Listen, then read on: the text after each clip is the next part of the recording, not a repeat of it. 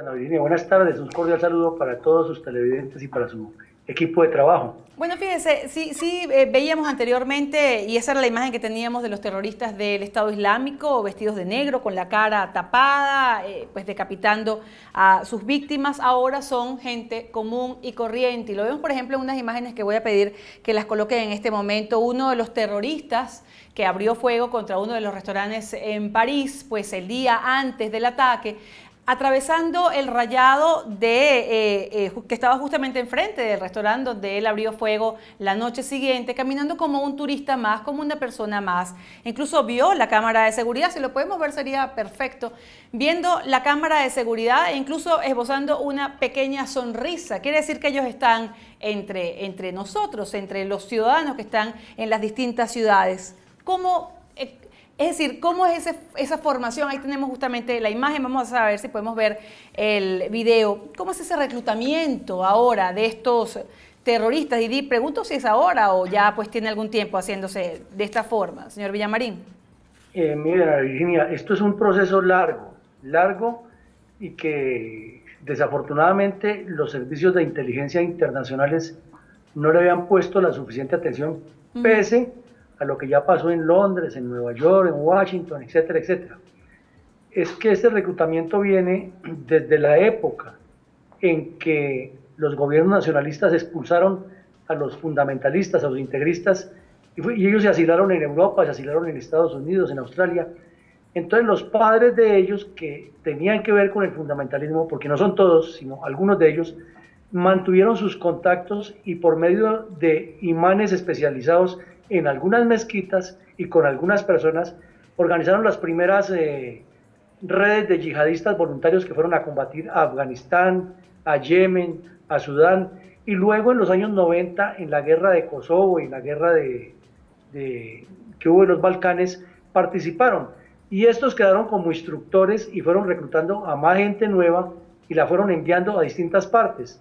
Entonces de allí surgió Al Qaeda, pero luego Al Qaeda se abre en dos y muchas de esas redes que habían entrenado Al Qaeda en Afganistán se regaron por el mundo, y hoy en día algunas de esas redes se han convertido en parte de ISIS.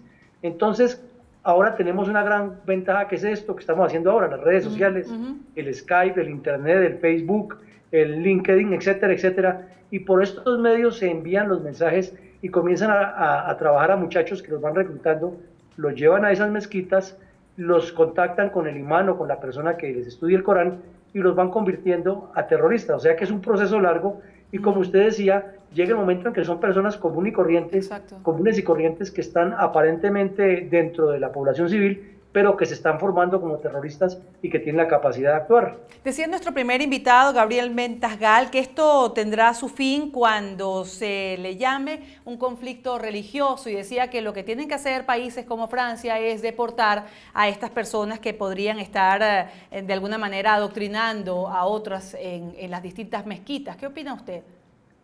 Pues me parece que eso es como el famoso cuento de la solución del sofá, cuando el marido considera que la mujer es infiel, entonces vende el sofá. Pues entonces los deportan de Francia y se van para ¿dónde? Para Bélgica, para Inglaterra, para Estados Unidos, para Venezuela, para Colombia, para Argentina. No, esta gente hay que combatirla en la parte militar allá donde están organizados, y en la parte jurídica, con todo el peso de la ley, hay que perseguirlos donde estén. Al terrorismo no se le puede dar cuartel, porque cuando se le da alguna gabela, el terrorista siempre interpreta es que del otro lado hay debilidad.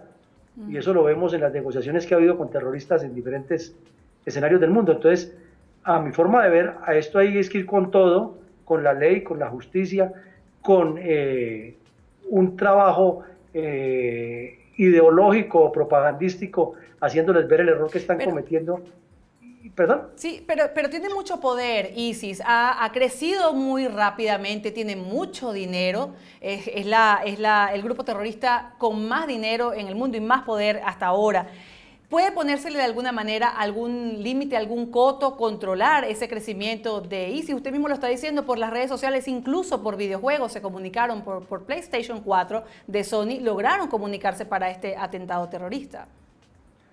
Claro que se les puede poner, pero es que se requiere, Ana Virginia, que todos los países que tengan que ver participen y actúen, porque tal vez por una entrevista que usted me hizo en la radio hablábamos, Sí. es que la doble moral y la falta de honestidad y la corrupción que hay en Turquía es tremenda.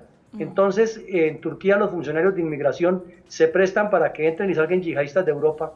Y, por ejemplo, ocurre el caso de que se llevan niñas de Londres, de París, de Ámsterdam, de todas estas ciudades grandes de Europa, la llevan con los métodos que ya explicamos por medio de las redes sociales y esto, y la llevan allí para que se conviertan en mujeres de yihadistas. Y cuando llegan a Turquía, ¿cómo así que un oficial de inmigración de Turquía no le exige dónde está el permiso de los padres para que una menor viaje, si eso es en todas partes del mundo? Entonces ahí viene la primera parte.